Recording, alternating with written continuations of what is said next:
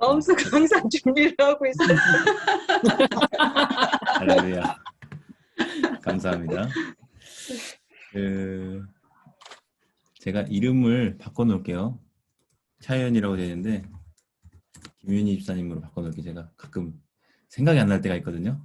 이렇게 읽어주세요 하는데 예. 마태복음 5장인데요. 제가 화면 공유로 띄워드릴게요. 성경책도 각자 좀 펼쳐보시면 좋을 것 같고요. 여러분들의 그동안의 산상수훈과 팔복에 대한 이해가 어떠셨을지 모르겠어요. 우리가 5장만 읽었었지만 5장부터 7장까지가 산상수훈의 말씀이었죠. 제가 지난주에 마태복음의 구조에 대해서 좀 복습도 하면서 설명을 해드렸었는데 얼마나 기억하고 계신지 모르겠네요. 일단 마태복음 구조, 마태복음 지난주에 배웠던 내용들 돌아가면서 생각나는 거 한마디씩만 해보시죠. 5분밖에 안 계시니까. 하나도 안 나는데. 인상 깊었던 것도 좋고 네, 잠깐 공유 중지하고 좀 들어보고 시작할게요. 누가 먼저 하실래요? 우리 서현숙 권사님 먼저 하실래요? 마태복음은 노련한 문학 장인이다. 뭐래? 거기 써있는 문장 같은데 자, 어떤 점에서 문학 장인입니까? 자, 그러면 지금 그 문장을 읽으셨으니까 그 문장을 읽으셨으니까 네. 어떤 점에서 그 문학 장인이라는 느낌을 받을 수 있는지 한 가지만 얘기해 보실래요?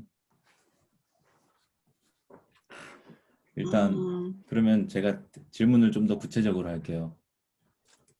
마태복음은 짝으로 이루어졌다고 했어요. 제가 가르침과 이야기와 가르침이 짝짝으로 이어져 있거든요. 그럼 여기서 단답형으로 객관식으로 드리는 게 나을까요? 몇 개의 쌍으로 이루어졌는지, 몇 개의 짝으로 이야기와 가르침이 짝짝으로 마태복음에 여러 번 등장하는데 몇 번 등장하죠? 이거 아무나 대답해 보세요. 객관식으로 드릴까요? 1부터 5까지. 예. 1부터 5까지. 5가지. 아니겠죠? 네, 정답입니다. 5가지. 자, 그러면 첫 번째 가르침이 바로 5장부터 7장까지 무엇이죠? 산상수훈의 가르침이고요. 두 번째는 몇 장에 나오는가? 가르침이 10장에 나오죠. 10장의 내용이 뭐였죠? 제자 파송. 제자 파송 맞습니다. 네, 보면서 하셔도 돼요. 그게 복습입니다. 네, 제자 파송이고요. 그 다음 가르침 몇 장이에요? 13장. 13장. 13장 어떤 내용이 나타납니까? 천국 비유? 맞습니다. 우리 저기 진부장님만 너무 대답을 잘하시는데 자, 잠깐 음소거 제가 시킬게요. 자, 그 다음 15장에 뭐가 나오죠? 15장. 자, 지금 마이크 꺼놨어요. 제가 일부러. 15장. 다른 분들이 대답해 보세요. 15장. 죄송합니다. 15장이 아닌 것 같아요. 13장 다음에 18, 19장이에요. 공동체에 대한 가르침, 교회에 대한 가르침, 교회 그 공동체 안에서의 그 공동체 규율 같은 거죠. 그래서 18장, 19장이 나오고 그 다음에 24장, 25장에는 어떤 가르침이 나오는가? 종말. 네, 누가 대답하셨어요? 박하순 집사님이 대답하셨어요? 네. 언제 들어오신지 모르게 들어오셔서 대답을 잘해주셔서 감사합니다. 네, 좀 눈 좀 부으셨나요? 아니요, 못 일어날 것 같아요. 아이고 세상에. 네. 주무시라니까. 네, 그러면은 그렇게 해서 5개의 가르침이라 그랬는데 이게 구약의 모세 오경이 5경이잖아요. 5경. 5개.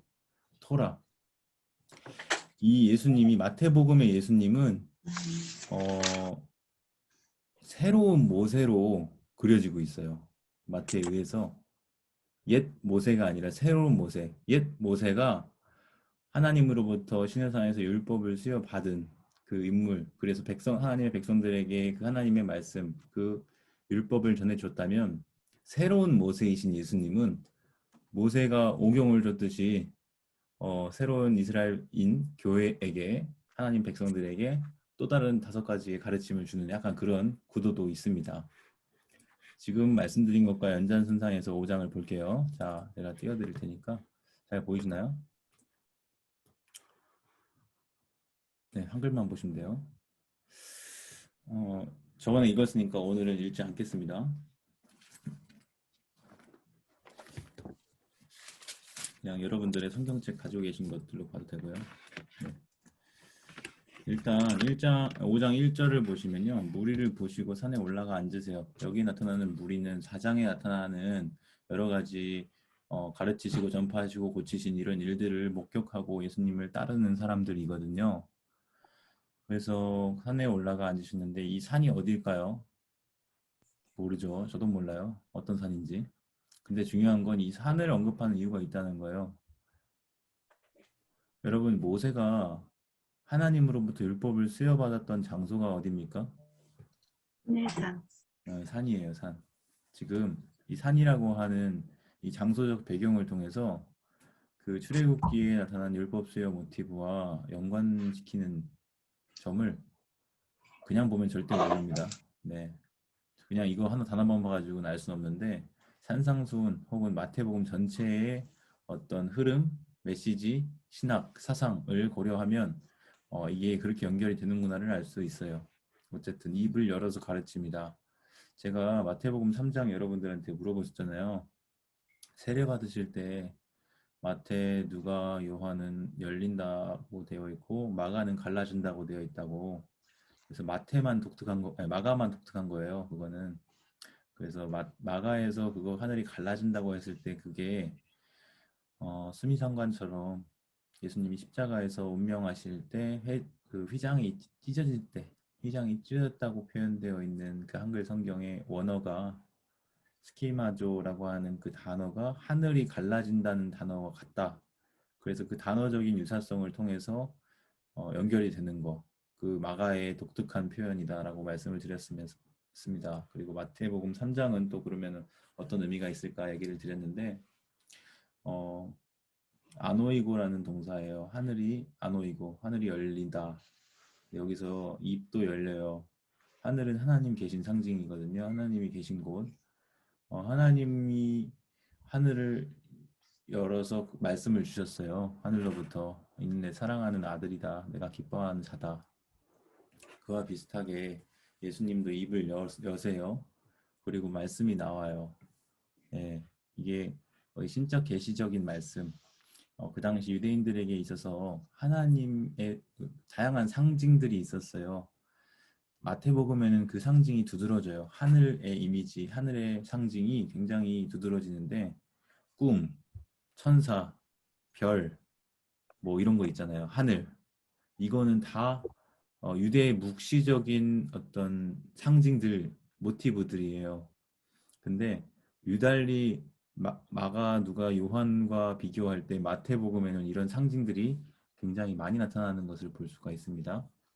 어쨌든 그것은 다 선상적인 어떤 메시지, 계시적인 말씀 이런 것들을 이제 암시하는 그런 배경이 있어요. 여러분 너무 잘 아는 팔복의 말씀이 여기 있잖아요. 누구는 구복이라고도 해요. 왜냐면은 하나, 둘, 셋. 잠깐만 이거 판서도 되던데. 잠깐만요. 제가 주석을 한번 해볼게요. 주석 작성. 이거 한번 해봤는데 재밌더라고요. 잘 보이세요? 네. 하나, 둘, 셋, 넷, 다섯, 여섯, 일곱. 뭐 하나 빼먹은 것 같은데? 여덟. 11장에 네, 여덟 있잖아요. 여기 8개면 이게 팔복인데 여기에 11절에 방금 말씀하신 것처럼 하나 더 있어요. 그래서 어떤 사람은 구복이라고 얘기하기도 하거든요. 김용김 쌤 어서 오세요. 네. 8가지. 그래서 팔복을 우리가 오늘 잠깐 먼저 살펴보고 들어갈 텐데 팔복은 4개씩 나눠서 볼 수 있어요. 3절, 4절, 5절, 6절. 아이고.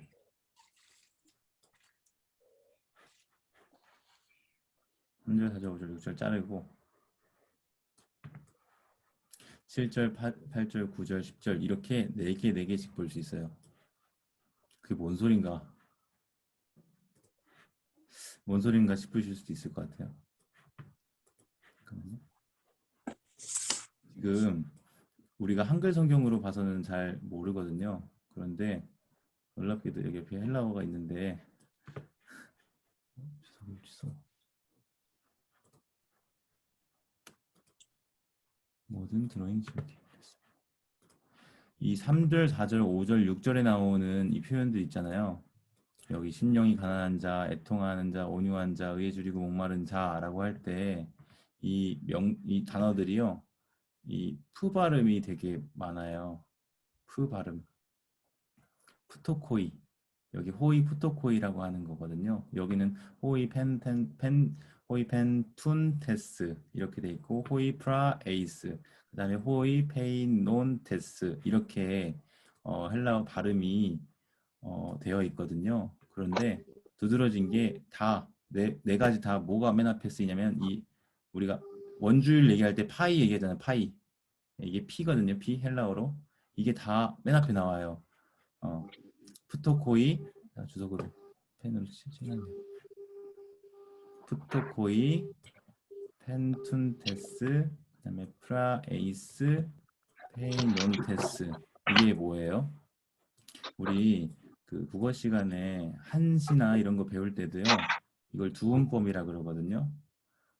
그 시 이런 거 할 때 맨 앞에 요즘에 그 이제 고등 래퍼 뭐 이런 프로그램, 쇼미더머니 이런 프로그램 있잖아요. 래퍼들도 라임이라는 걸 하잖아요.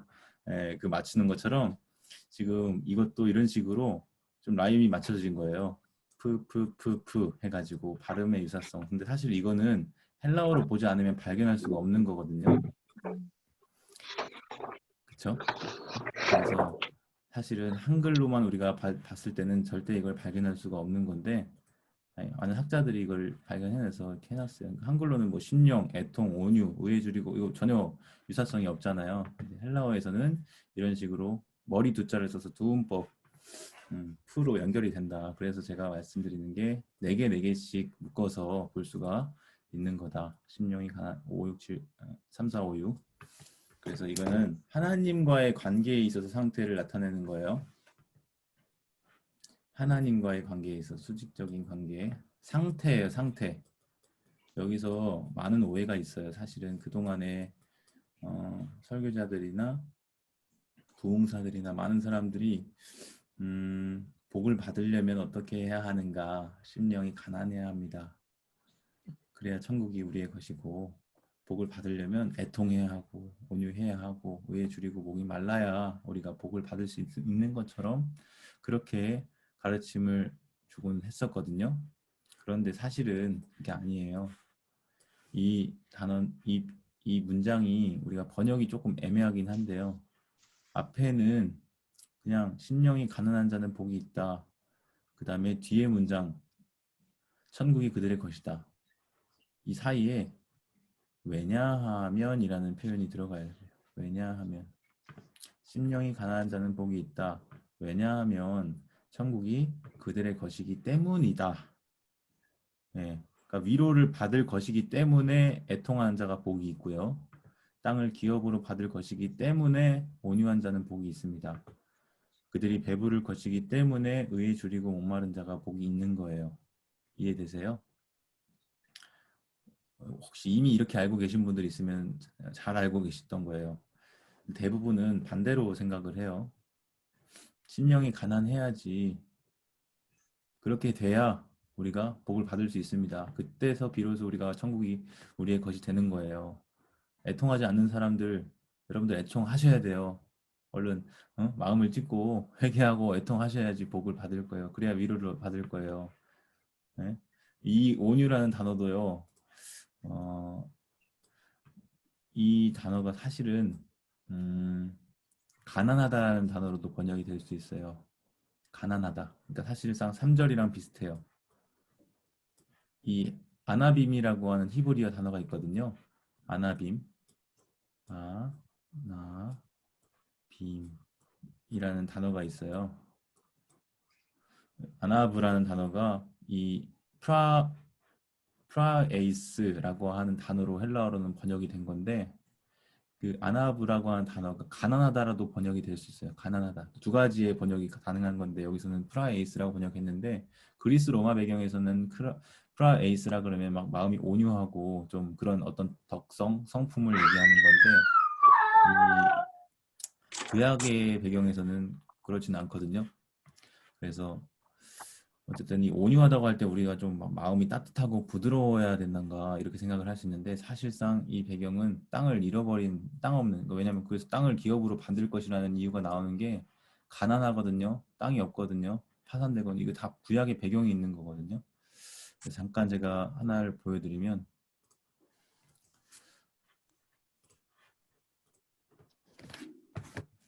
이사야 61장 1절부터 3절에 이런 말씀이 있어요. 주 여호와의 영이 내게 내리셨으니 이는 여호와께서 내게 기름을 부으사 가난한 자에게 아름다운 소식을 전하게 하려 하심이라 하면서 나를 보내사 이 메시아가 하는 일을 얘기하는 겁니다. 메시아가 오면 어떤 일이 일어나냐?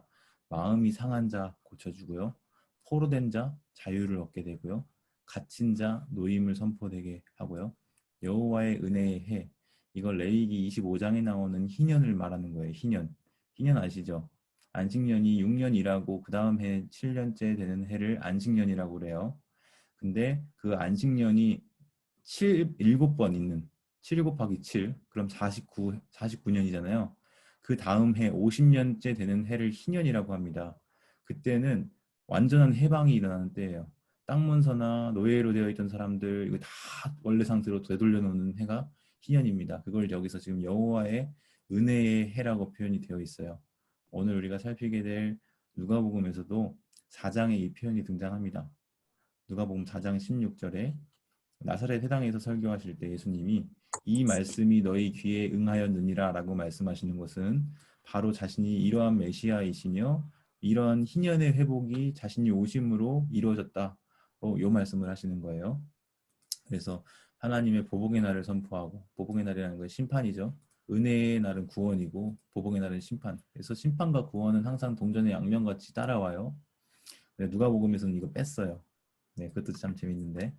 네, 어쨌든 슬픈 자를 위로하되 시온에서 슬퍼하는 자에게 화관을 주어 그 죄를 대신하고 기쁨의 기름으로 그 슬픔을 대신하고 찬송의 옷으로 그 근심을 대신하시고 이러이러할 거다라고 하는 이 이사야 61장 1절부터 3절까지의 말씀이 방금 살펴봤던 이 마태복음 5장의 팔복에 나타난 이런 상태에 있는 사람들을 배경하고 있는 거예요. 사실상 여기서 말하는 것은 다 지금 가난한 상태입니다.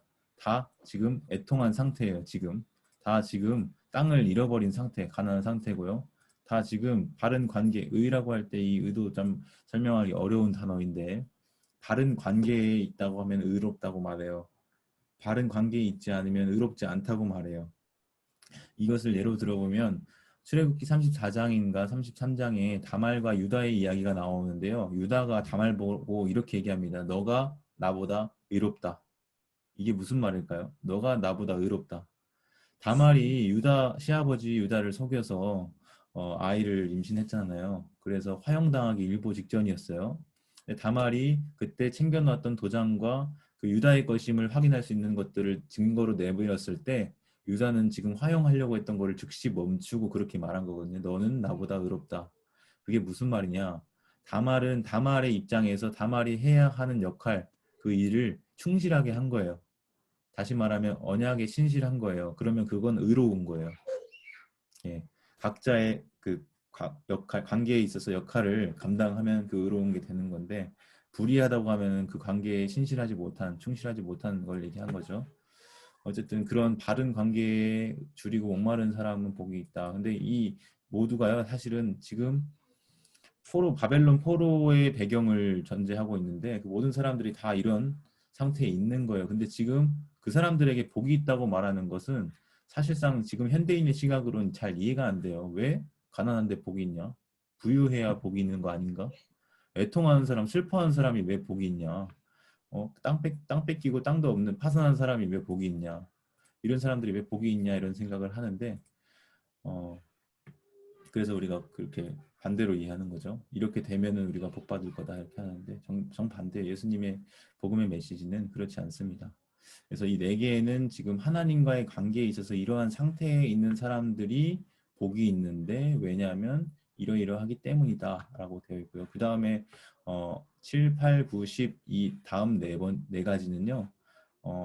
긍휼히 여긴다. 마음이 청결하게 그리고 화평하게 의를 위해 박해를 가는 이것은 어떤 실천적인 측면이 있어요. 그리고 또 타인과의 관계에서의 상태를 얘기하기도 하고요. 그래서 그런 측면으로 4개, 4개씩 나눠서 이해하는 게 대부분의 학자들이 이렇게 봅니다. 아까 제가 말씀드렸던 그 두음법이라고 하는 것도 그 결정적인 증거고요. 1장에서도 우리가 이런 구분법을 좀 봤죠. 기억나세요 혹시? 마태복음 1장에서도 어떤 구분이 있었죠? 14대, 14대, 14대 뭐 이런 식으로 나누잖아요. 그렇죠? 모든 대수가 14대요, 뭐 14대요, 14대요. 이런 식으로 마태복음이 조금 이런 특징도 좀 있는 것 같아요. 이따가 나중에 또 살펴보겠지만 그 6장에 나오는 흔히 6가지 반제라고 불리는 그 부분도 3개, 3개씩 3 플러스 3 이런 식의 구조로 되어 있어요. 뭐 너무 복잡하게까지는 말을 안 할게요. 어쨌든 이 팔복의 메시지가 이런 식으로 구성이 되어 있고 이것이 이렇게 되면은 뒤에 게 이루어지는 게 아니라 이미 이러한 상태에 있는 자들에게 선포하신 은혜의 복음의 말씀이다라고 이해하시는 게 좋겠습니다.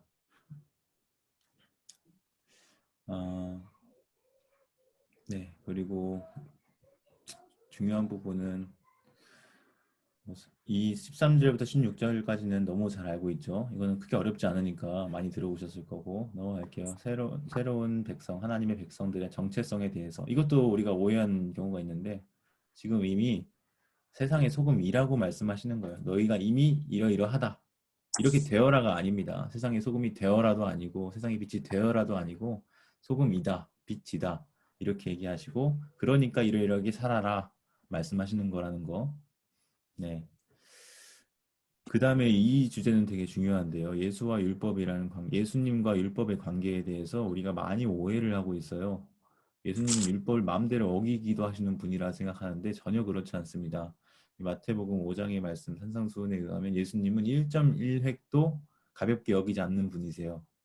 1.1획이라는 표현이 우리는 잘 이해가 안 돼요. 근데 이 1.1획이라고 하는 건 히브리어의 단어를 얘기할 때 ABCD 있잖아요. ABCD. 그거 얘기하는 건데 히브리어의 ABCD에는 뭐가 있냐면 알렙, 베트, 김멜, 달렛 너무 오랜만에 달렛, 해, 바브 이거 보이세요? 이게 6번째 알파벳인데 바브라고 하는 거예요. 이거는 1획입니다. 그 다음에 나중에 나오는 거 이게 있어요.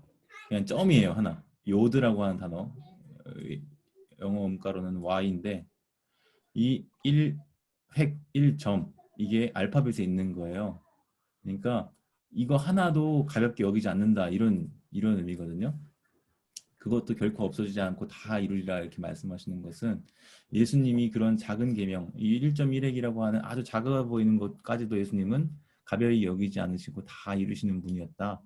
이런 말씀하세요. 그리고 여기 너무 중요해요. 19절, 20절. 우리는 너무 이걸 어렵게 생각하는데요. 사실 알고 나면 그렇지 않습니다. 그래서 작은 것 하나라도 버리고 그같이 사람을 가르치는 이거 그냥 어겨도 돼 라고 쉽게 말하는 사람은 천국에서도 가긴 가나 봐요. 근데 작게 일컬음을 받을 거고 이를 행하며 가르치는 자 작은 것도 지켜야 돼. 그리고 그렇게 가르쳐. 그러면 크다 일컬음을 받는다. 이런 말씀을 하세요. 그리고 20절에 여호님 결정적이죠. 너희의 의가 서기관과 바리새인보다 더 나아야 돼요. 그렇지 못하면 뭐래요? 이거 충격적이지 않나요? 결단코 천국에 들어가지 못하리라. 이런 표현이 성경에 몇 번 있어요. 갈라디아서도 있고 고린도전서도 있고 결코 천국에 들어가지 못한다. 하나님 나라에 들어가지 못한다. 이런 표현들이 있거든요. 그거는 물론 문자적으로도 그렇게 이해를 할 수 있고요. 수사적인 표현으로도 이해를 할 수가 있어요. 그만큼 중요하게 강조를 하는 거죠. 근데 꼭 그렇다고 해서 문자적인 의미가 전혀 없는 건 아닙니다. 아리까리하죠. 여기서 지금 제가 말씀드리고 싶은 거는요. 하나님 백성의 의는요. 서기관, 바리새인들의 의보다 반드시 나아야 한다는 거예요. 근데 여러분 너무 두려워하지 않으셨으면 좋겠는 것은 저는 한때 그런 생각을 했어요. 서기관과 바리새인들이 너무 의롭게 보이는 거예요. 왜냐? 막 근체와 11조의 그 화환과 뭐 그런 박하와 회양과 근체 11조까지 하는 사람들이거든요. 이게 무슨 말이냐? 그냥 우리 정해진 소득 말고 부수입으로 들어오는 것들 있잖아요. 예를 들면 그냥 짜잘하게 명돈 받고 뭐 어디서 들어오고 이런 것까지 다 떼서 우리식으로 생각하면은 그런 거까지 다 일일이 계산해가지고 10,000원으로 떨어진 게 아니라 1,000원 단위, 100단위, 10원 단위까지 다 계산해가지고 그렇게 드린다고 생각해 보세요. 그런 정도면은 난 저렇게 못할 것 같은데 이런 생각 하지 않나요? 네, 그렇게 생각하고 저는 나 천국에 못 들어가면 어떡하지 이런 생각도 제가 한때는 한 10대, 20대 초반, 지금도 20대인데 아무튼 어렸을 때 한참 옛날에 그 생각을 한 적이 있었습니다. 근데요, 이제 말씀을 제가 공부하고 연구하고 배우다 보니까 그게 아니라는 걸 알았어요. 뒤에서 살펴보게 되겠지만 서기관과 바리새인으로 대표되는 유대인들은 어떤 생각을 가지고 있냐면요, 겉 형식, 그래서 외식이라는 표현 많이 나오거든요. 외식하지 말아라. 외식하지 말라는 비판과 말씀이 많은데 이 사람들은 겉보기에 그런 이제 겉보기에 겉으로 드러나는 일에 대해서는 철저히 했을지언정 그 속에서 마음에서 내면에서는 그렇지 못했어요. 여기서 예수님이 말씀하신 너희 의가 서기관과 바리새인보다 더 낫지 못하면이라고 말씀하실 때 너희의 의는 이미 서기관과 바리새인보다 더 나은 상태입니다. 그게 왜 그런가? 뒤에 나오는 내용들을 보면 우리가 알 수 있어요. 뒤에 어떤 내용이 나옵니까? 이제부터 시작이 되는데 21절부터 6장 계속해서 6가지의 어떤 예시를 들어줍니다. 옛날에는 6반제라 그랬어요. 안티테시스라 해서 6가지의 반대 명제라고 표현을 했는데 그 표현보다 반대한다는 표현보다는, 왜냐면 그러면 예수님과 율법이 약간 충돌하고 대치되는 그런 느낌을 주거든요. 그런데 그게 아니에요. 마태복음에서는 반대한다기보다는 보다 온전한 의미를 드러낸다라고 보는 게 좋을 것 같아요. 옛 사람에게 말한 바 하면서 살인하지 말라 이렇게 하면은 이렇게 들었으나 나는 너에게 이르노니 이런 식으로 계속 반복이 됩니다. 이제 쭉쭉쭉 나오죠. 네. 그래서 7장까지 비판하지 6장 외식으로 금식하지 말라까지, 노하지 말라, 간음하지 말라, 맹세하지 말라, 악한 자를 대적하지 말라, 원수를 사랑하라, 이렇게 가지고 어 6개 쭉 나와요. 근데 예수님은 계속 이런 공식을 써요. 옛사람에게 말한 바 쭉쭉쭉 너희가 들었으나 나는 너희에게 이르노니 하면서 옛 율법, 옛 가르침에 대해서 새롭게 예수님이 뜻과 의미를 풀어 해석해주는 그런 가르침이 쭉 이어지거든요.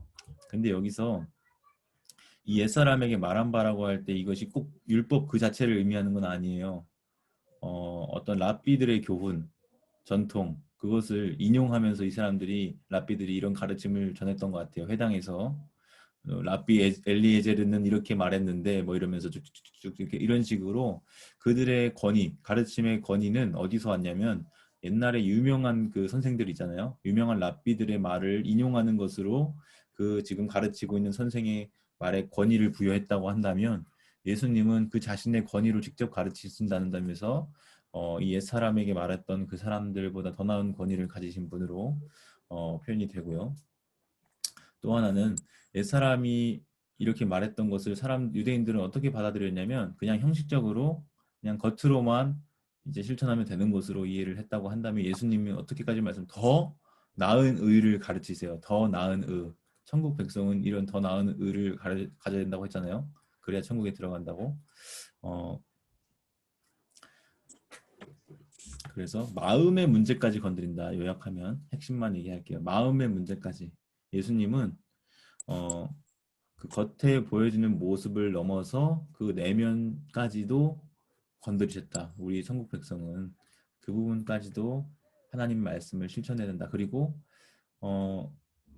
그 유대인들이 하나님께서 모세를 통해서 준 율법 10계명을 그냥 겉으로만 지켰다고 한다면 예수님은 하나님이 그것을 주신 근본 의도를 드러내세요. 근본적인 의도. 그게 또 중요하거든요. 왜 하나님이 그런 계명을 주셨는지 그 의도를 드러내시는 식으로 이제 이 가르침들을 전해주신다고 보시면 되겠습니다. 대표적으로 뭐 그냥 간음하지 말라 그러면 유대인들은 간음만 안 하면 되는구나 생각을 했어요. 근데 예수님 뭐라고 말씀하십니까? 의명을 품고 여자를 보는 마음의 문제까지 건드리시는 거거든요. 그래서 더 나은 의라고 말하는 거예요. 더 나은 의. 사람들은 간음하지 말라는 계명 다 지킬지언정 음욕을 품지 않는 것에 대해서는 음욕을 품는 문제에 대해서는 죄의식을 가지지 않았단 말이에요. 그런데 오늘날의 성도들은 하나님의 백성들은 어떻습니까? 그 마음의 문제까지도 하나님 앞에 회개하죠. 아, 이건 죄라는 의식이 있잖아요. 그렇기 때문에 이미 그 상태만으로도 더 나은 의의 상태에 있는 거라고 하는 것을 제가 나중에 너무 나중에 알았어요. 네, 그래서 우리 이제 사실 산상수훈만 우리 성도들이 잘 지켜도요, 정말 대단할 겁니다. 산상수훈의 이 가르침만 우리가 실제 현재 삶 속에서 실천하고 이것을 우리의 척도로 삼고 계속해서 비추어 점검하고 거울로 삼으면 오늘날 교회가 그렇게까지 욕먹진 않을 거예요. 네, 정말 그게 세상의 소금과 빛의 모습일 겁니다. 근데 그렇지 못하기 때문에 지금 그런 문제들이 있죠. 뭐 비단 한두 사람의 문제라고 할지언정 어쨌든 이 정도만 할게요. 이따가 끝나고 6장을 또 읽으면서 살펴보겠습니다. 혹시 질문 있으세요? 너무 저 혼자 계속 떠들어서 지루하셨죠? 네, 천재 권사님 오셨네요. 안녕하세요.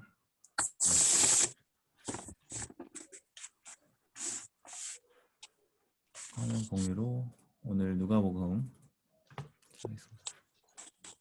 네, 잘 보이시죠?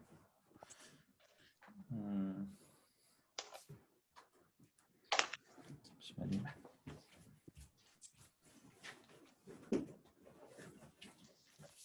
제가 지난주에 못 보여드려서 책을 오늘은 준비했어요. 이 책입니다. 손에 잡히는 신약개론.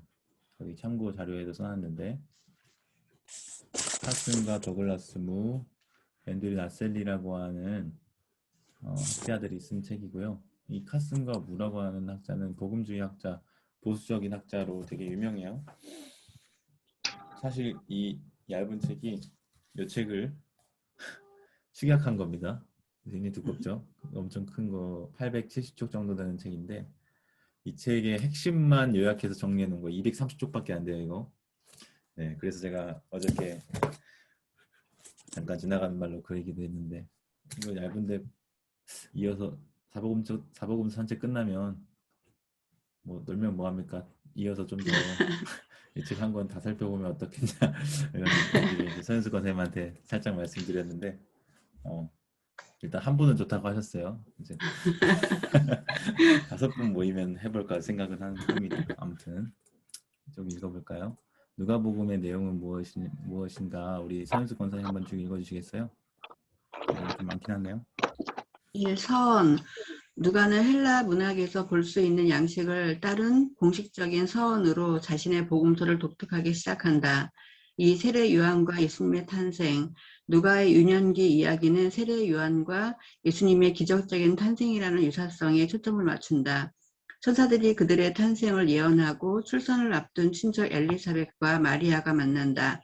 마리아의 창가는 세례 요한의 아버지 스가랴의 창가와 짝을 이룬다. 요한은 자라며 심령이 강하여지며 예수님은 지혜와 키가 자라났다. 누가는 예수님의 베들레헴 탄생과 목자들의 방문, 예수님의 성전 방문, 그리고 소년 예수님에 관해 알려진 이야기의 하나를 기록하고 있다. 사역 준비. 누가는 세례 요한의 사역과 예수님의 수세 및 시험을 이야기한다. 마태복음처럼 누가복음에서도 예수님의 족보가 나오지만 두 족보의 차이점을 통해 그들이 서로 다른 혈통을 따름을 알 수 있다. 4. 예수님의 갈릴리 사역. 1. 예수님이 나사렛에서 설교하고 배척받은 이야기를 시작함으로써 누가는 이사야가 예언한 메시아가 자신이라는 예수님의 주장을 강조한다. 그러고 나서 귀신을 쫓아내시고 병을 고치시며 하나님 나라를 선포하시고 예수님의 전형적인 활동을 기록한다.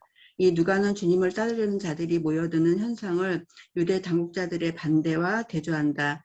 예수님은 물고기 잡는 기적을 베푸시고 시몬을 사람 낚는 어부로 부르신다. 그러고는 나병 환자와 중풍병자를 고치신다. 예수님이 죄인과 어울리시고 제자들이 금식과 안식일에 대한 바리새인들의 지침을 지키지 않는 일로 논쟁이 벌어진다. 예수님이 12 제자를 지명하신다. 3. 제자도에 관한 예수님의 가르침. 예수님의 기적 2가지. 세례 요한에 대한 예수님의 가르침. 죄를 지은 여자가 예수님께 향유를 부은 사건이 나타난다. 4. 막간의 전환점으로 예수님을 따른 여인들에 대한 이야기가 있은 후 누가는 씨 뿌리는 자의 비유를 들어주며 하나님 말씀에 반응하는 것이 중요성을 강조한다. 이어서 등불과 경청의 필요성에 관한 예수님의 가르침과 하나님 말씀을 듣고 행하는 자신의 가족이라는 가족에 대한 예수님의 재정의가 나온다. 5. 누가는 예수님이 4가지 특징적인 기적을 보여준다. 자연에 대한 기적, 풍랑을 잔잔케 하심, 귀신 추출, 거라사에 귀신 들린 사람을 고치심, 병 고치심, 혈루증 앓던 여인을 고치심, 부활, 야이로의 딸을 네, 살리심이다. 감사합니다. 여기까지만 읽을게요. 너무 많아서. 네, 감사합니다. 일단 앞에서부터 보면요. 1장 1절부터 4절까지를 한번 살펴보실래요? 누가복음 1장 1절부터 4절까지. 제가 마가복음을 할 때 어떤 얘기를 하냐면 기록 목적이 안 나타나 있다 했잖아요. 근데 기록 목적이 나타나 있는 부분이 어디냐 했을 때 김성훈 집사님인가 어떤 분이 요한복음 20장 31절을 말씀해 주셨어요. 그리고 제가 누가복음에도 이런 비슷한 부분이 있다라고 했는데 누가복음 자, 새로 공유 성경책 다 있으시겠지만 지금 성경 다 보이세요? 네. 네, 우리 중에 이루어진 사실에 대하여 처음부터 목격자와 말씀에 일꾼된 자들이 전하여준 그대로 내력을 저술하려고 붓을 든 사람이 많았다. 지금 이 언급을 보시면요. 누가 이외에도 지금 붓을 든 사람이 많아요. 다시 말하면 예수 이야기를 쓴 사람들이 많아요. 우리는 지금 마태, 마가, 누가, 요한만 가지고 있지만 목격자와 말씀의 일꾼된 자들이 전하여 준 것. 자, 제가 저번에 한번 층위에 대해서 말씀을 드렸던 적이 있어요. 1층, 2층, 3층을 말하면서 지금 목격자와 말씀에 일꾼된 자들은요. 2층에 있는 사람들이에요.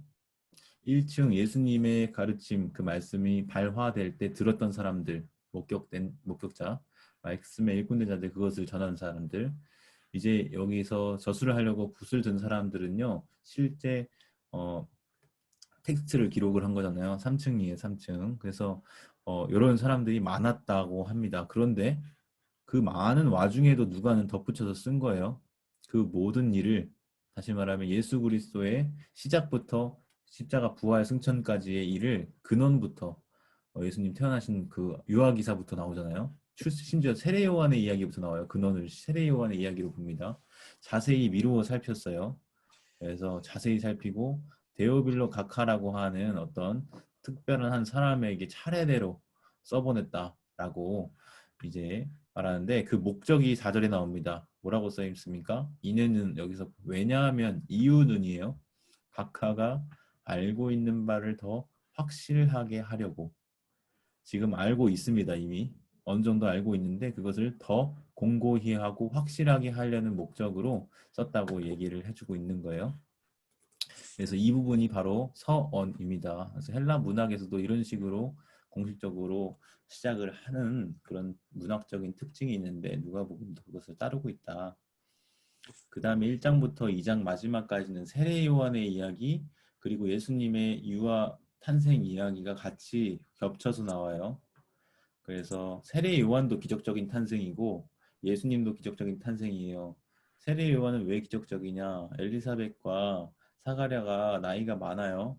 마치 한나가 임신하지 못하는 상태와 같이 이 엘리사벳도 임신하지 못하는 그런 불임의 상태에 있는데 하나님이 천사를 통해서 보내셔서 이제 아이를 가지게 될 거라는 수태고지를 주시죠.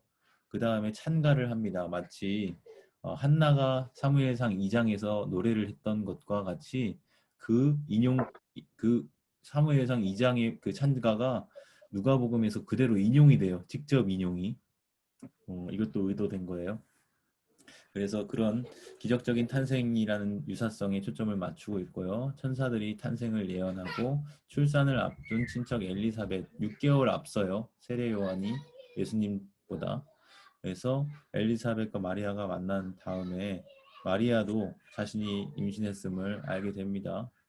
그리고 스가랴가 아니라 사가랴인데 세례 요한의 아버지 사가랴의 찬가와 마리아의 찬가가 쌍으로 같이 나와요. 이것도 다 그 문학적인 구성의 하나에 속합니다. 그리고 세례 요한은 자라면서 심령이 강하여졌다고 1장 80절이 나오고 예수님은 지혜와 키가 자라났다.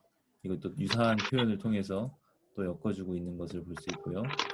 누가는 독특하게 베들레헴에서 탄생했고 목자가 최초로 그 예수님의 탄생한 그 장소로 방문을 했다는 것을 드러내주고 있습니다. 여기서 목자는 마태복음이나 마가복음에서는 언급되지 않는 사람들이에요. 근데 누가에서는 이 목자들이 예수님을 방문했다는 것을 언급해주고 있습니다.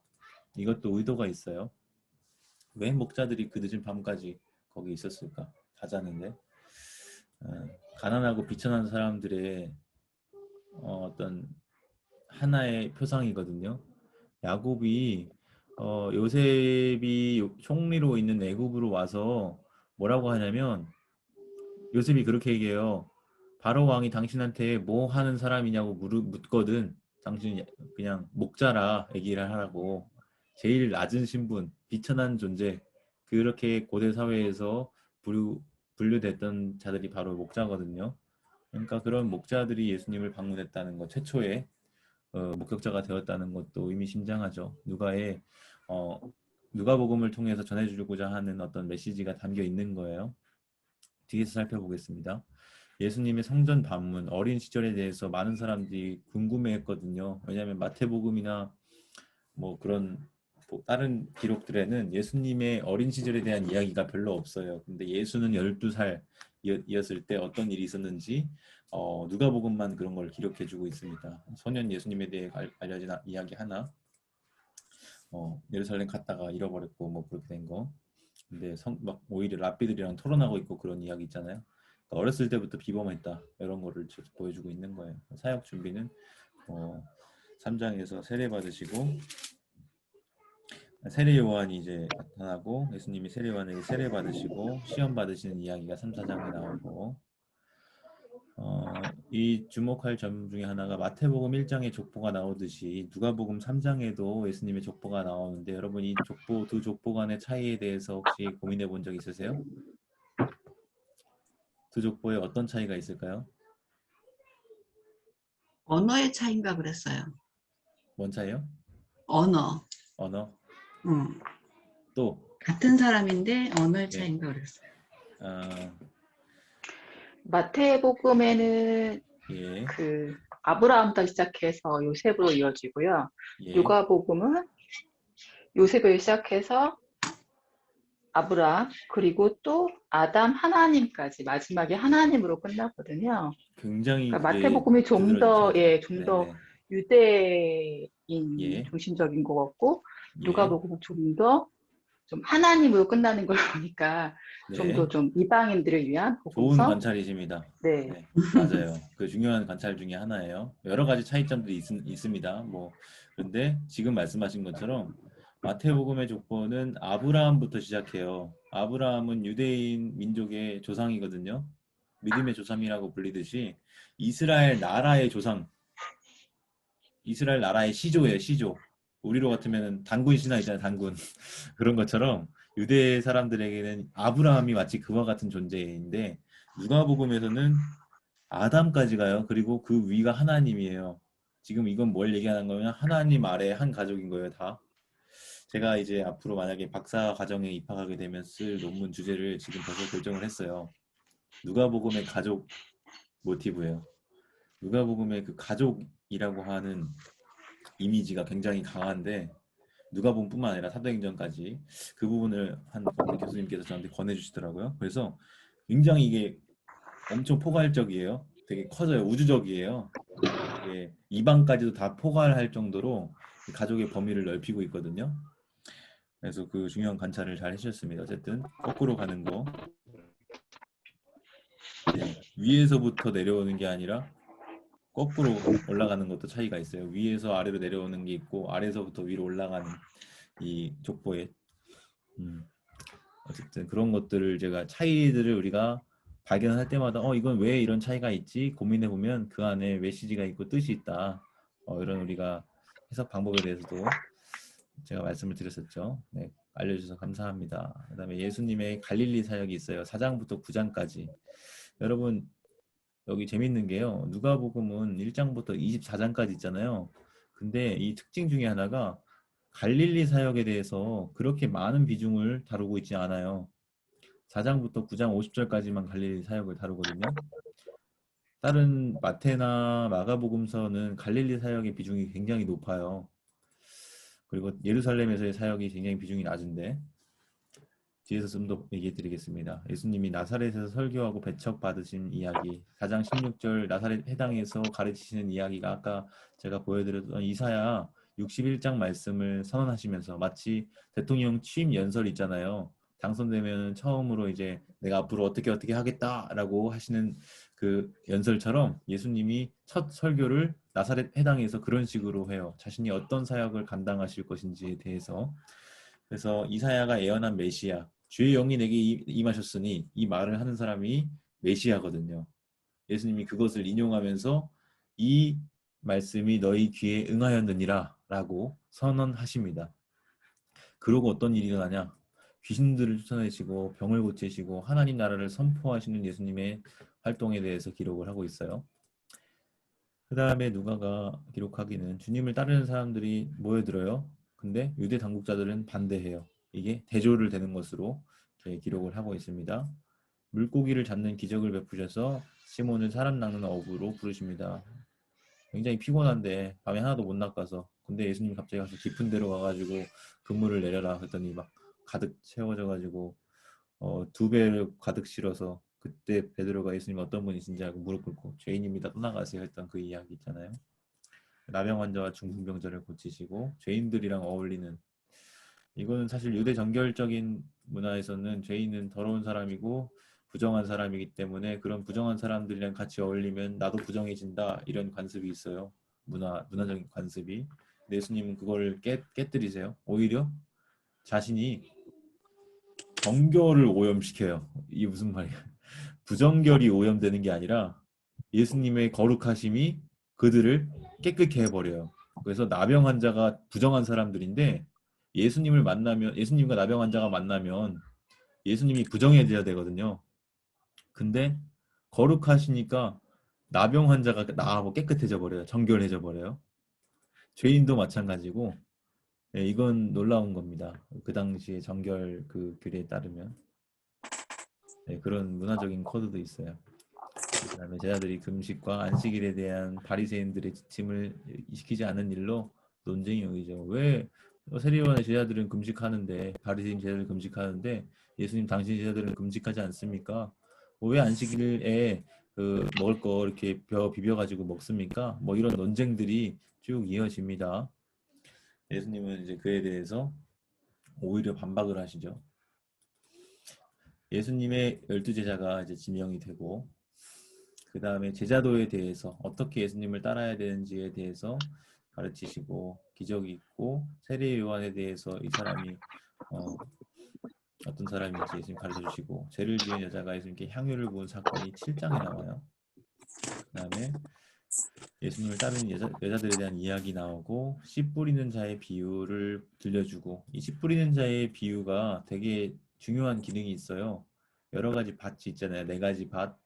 제가 마가복음을 할 때 여러분들에게 설명을 드렸는지 모르겠는데 이 밭은요 곧 사람들의 마음과 비슷해요. 그래서 이 4가지 부류의 인물 군상이 씨 뿌리는 이 밭의 비유로 이제 연결이 돼요. 그래서 씨 뿌리는 자의 비유 이후로 나오는 다양한 이야기들 내러티브 가운데 등장 인물들이요 이 각각 씨 뿌리는 비유의 어떤 돌짝밭, 가시떨기밭, 뭐 좋은 밭, 뭐 이런 거 있잖아요. 이게 연결이 되는 것도 재밌습니다. 그런 것도 이제 귀를 기울이면서 읽어보면 이어서 등불과 경청의 필요성에 관한 예수님의 가르침, 말씀을 듣고 행하는 자야 가족이라는 이 가족에 대한 것도 예수님이 재정의하시죠. 특별히 마가복음에서도 이게 두드러지게 나타나는데 예수님의 진짜 가족, 혈육 가족이 아니라 말씀을 듣고 행하는 자들이 가족이다라고 새롭게 가족을 정의하는 모습이 나타납니다. 네 가지 특징적인 기적, 여기서는 풍랑잔잔하게 하는 자연에 대한 예수님의 권위, 귀신 영적인 세계에 대한 예수님의 권위, 병고침에 대한 권위, 그리고 부활, 사실 이거 부활이라고 하기보다는 소생이라고 할 수 있습니다. 소생, 왜냐하면 다시 죽거든요. 예, 다시 죽어요. 예, 완전한 부활이라고 보긴 어렵고, 그래서 이런 특징적인 기적이 또 나타나고요. 예수님이 가지신 권위를 보여주는 거죠. 이제 여기 이제 5번부터 읽으면 되죠. 김성근 집사님 혹시 네. 예, 이거 5번만 읽어주세요. 좀 길 거예요. 네. 안녕. 예루살렘을 향한 예수의 여정, 누가의 초점은 자신의 사역을 완성하기 위한 예수님의 예루살렘 행을 계략하는 데 있다. 누가는 계속해서 제자도에 집중한다. 일부 사마리아 사람에게 거절당하신 후 예수님은 자신을 따를 때 치러야 할 대가에 대해 경고하신다. 그리고 70인을 둘씩 파송하시고 그들의 성공 보고에 기뻐하신다. 한 율법 교사와의 논쟁에서 이웃에 대한 참된 사랑을 가르치기 위해 예수님은 선한 사마리아인의 비유를 사용하신다. 두 자매의 논쟁으로 인해 예수님은 다시 자신의 말을 경청하는 것의 중요성을 강조하신다. 기도의 유형과 우선성에 대한 가르침으로 끝난다. 예수님은 다시 자신을 반대하는 이들에게 말씀하신다. 자신이 사탄의 이름으로 귀신을 쫓아낸다는 그들의 주장을 반박하시고 이 세대가 회개하지 않음에 대해 정죄하시고 깊은 불신에 대해 경고하시고 자신을 반대하는 자들에게 화를 선언하신다. 자신을 반대하는 것은 하나님을 반대하는 것이라고 경고하신다. 교만한 부자를 책망하기 위해 한 비유를 말씀하시고 자신을 따르는 이들에게 하나님의 섭리적인 돌보심을 상기시킴으로써 그들을 위로하시고 시대를 분별해 적절하게 행동할 필요성을 강조하신다. 예수님은 안식일에 병을 고쳐 더 심한 논쟁을 일으키시고 하나님 나라의 궁극적인 확장과 그 나라에 들어가는 방법을 가르치신다. 예루살렘을 향한 예수님의 탄식은 수많은 유대인이 그분에게 제대로 반응하지 않은 것을 강조하는데 이는 높은 자리를 기대하는 자들에 대한 경고와 큰 잔치 비유에서 되풀이 된다. 예수님은 자신을 따르는 자들에게 다시 한번 제자도의 대가에 대해 말씀하신다. 이른 양과 동전과 아들에 대한 세 가지 비유, 하나님의 은혜에 관한 주제를 불의한 청지기 비유와 부자와 나사로 비유, 청지기직에 관한 주제를 다룬다. 누가복음은 예수님의 다양한 가르침을 포함하는데 대부분 하나님 나라와 그에 대한 적절한 반응에 중점을 둔다. 예수님은 신실한 선빔에 대해 가르치시고 사마리아인의 믿음을 칭찬하시며 하나님 나라의 본질과 최종적 수립에 대해 설명하신다. 그분은 집요한 믿음과 겸손을 요구하시고 재물의 위험성에 대해 경고하시고 자신의 고난을 예고하시고 눈먼 자를 고치신다. 재물 사용 방식을 회개한 삭개오를 만나신 후 예수님은 하나님이 우리에게 맡기신 자원을 잘 사용해야 할 필요성을 말씀하신다. 예수님은 위풍당당하게 예루살렘에 들어가신다. 네, 여기까지만요. 감사합니다. 이 중간에 예루살렘으로 향하는 길이라는 단락이에요. 갈릴리 사역을 마친 다음에 여기 4장부터 9장까지는 갈릴리 사역을 다루고 있잖아요. 그 다음에 이제 예루살렘으로 향하는 여정. 이 예루살렘 여행 기사가 무려 10장, 11장이나 돼요. 9장부터 19장까지 10장에 걸쳐서 굉장히 늘려놨거든요. 마가복음이나 마태복음은 이거 굉장히 간략합니다. 한 장, 두 장으로 끝나는데 여기서 누가복음은 10장으로 늘려놨어요. 중요한 특징 중에 하나죠. 근데 여기 사이에 그래서 다른 복음서에는 없는 비유, 가르침, 이야기들이 대거 들어 있습니다. 그래서 이 누가의 초점은 자신의 사역을 완성하시기 위한 예수님의 예루살렘 행을 계략하는 데 있다. 이렇게 되어 있죠. 예수님이 그 사역의 완성은 결국 예루살렘에서 이루어지는데 그 예루살렘으로 향하는 길에서 예수님은 자신의 사역에 대해서 미리 앞두고 다양한 가르침, 설명들을 주셨다는 거예요. 그게 다양한 비유들로 나타나기도 하고요. 제자도에 대한 이야기가 많이 나오고 자신을 따를 때 지켜야 될 대가에 대해서 경고하십니다. 그래서 여기서 누구든지 나를 따르려거든 자기 십자가를 지고 날마다 나를 따라야 된다. 날마다는 다른 복음서에 없어요. 마태복음, 마가복음에는 날마다라고 표현하고 있지 않은데 누가복음은 날마다 따라야 된다라는 표현이 또 추가되어 있거든요. 이런 차이점들도 같은 이야기를 해도 차이가 조금씩 있습니다. 강조된 거죠. 그 차이라는 건 결국 70인 제자 파송하고 성공 보고 기뻐하시고 이런 가르침들이 많이 나오고요. 그 다음에 자신을 반대하는 이들에게 말씀하시는데 그들을 반대하고 전제하고 경고하고 화를 선언하시고 자신을 반대하는 게 곧 하나님을 반대하는 것 같다. 그리고 교만한 부자를 책망하기 위해서 한 비유를 말씀하세요. 이 누가복음의 특징 아까 제가 목자 얘기하면서 살짝 말씀을 드렸는데 부에 대한 경고가 굉장히 많습니다. 다른 복음서들과 비교할 때 특별히 이것은 시작부터 세례 요한이 마태복음이나 마가복음에는 없는 그런 막 설교를 해요. 세례 요한의 설교. 뭐 그래서 두 벌 가진 사람, 그러니까 회개하러 나온 사람들이 그러면 우리가 어떻게 해야 되겠습니까? 라고 말할 때 회개의 방법을 제시해 줍니다. 금료를 받는 사람, 군인들은 금료를 족한 줄로 알고 더 걷지 말고 두 버럭 가진 자들은 하나만 가지고 하나는 나눠주고 뭐 이런 식으로 실천적인 회개에 대해서 가르쳐 주거든요. 거기서 막 부한 자들에 대한 경고를 합니다. 근데 이게 누가복음에 가난하고 소외된 자, 비천한 자, 낮은 자, 여인들 막 이런 사람들에 대한 관심이 되게 많아요. 그래서 목자들도 그 관심의 일환입니다. 다른 복음서에서 나오지 않잖아요. 목자들이 예수님의 첫 번째 목격자가 경배하는 사람이었다라고 하는 것도 그렇고 여기서 교만한 부자를 책망하기 위해서 한 비유를 말씀하시는 이 부분에서도 부한 자들이 처할 어떤 처지 그리고 지금 지나갔나 모르겠는데 그 팔복 있잖아요. 팔복이 누가복음에서는 평지설교로 나타나요. 평지설교. 그러니까 산상설교랑 평지설교가 약간 차이가 조금씩 있거든요. 근데 우리가 아까 마태복음 5장에 읽었을 때 심령이 가난한 자라고 했어요. 푸뉴마가 가난한 사람인데 누가복음 평지설교에서는 그걸 어떻게 표현하고 있냐면 그냥 가난한 자예요. 심령이 가난하다고 마태복음이 표현한 것과 비교할 때 뭐가 빠졌죠? 그냥 가난한 자는 복이 있다 그래요. 이것도 어떤 가난하고 소외된 자 그런 사람들에 대한 관심, 직접적인 관심이 드러난 표현들이라고 볼 수가 있겠습니다. 잠깐 이제 보여서 말씀드렸고요. 자신을 따르는 이들에게 섭리적인 돌보심을 상기시키고 위로하시고 시대를 분별해서 적절히 행동할 필요성. 그리고 안식일 논쟁에 대해서는 뭐 다른 복음서들에도 많이 나타나죠. 그것은 결국 그 사람들이 가지고 있는 편견 그리고 잘못된 관습을 바로잡기 위하신 거였어요. 뭐가 더 중요하냐? 생명이 더 중요하다. 이 율법에서도요, 우선되는 법이 있는 거예요. 상위법이라고 그러죠. 우리 일반 사회생활 할 때도 그런 다양한 규칙들과 법의 적용을 받으며 살아가고 있는데, 어떤 게 어떤 상황에서는 더 우선되는 법이 있는 거고, 이런 게 있는데, 예수님은 이제 생명이 더 중하다라고 하는 법.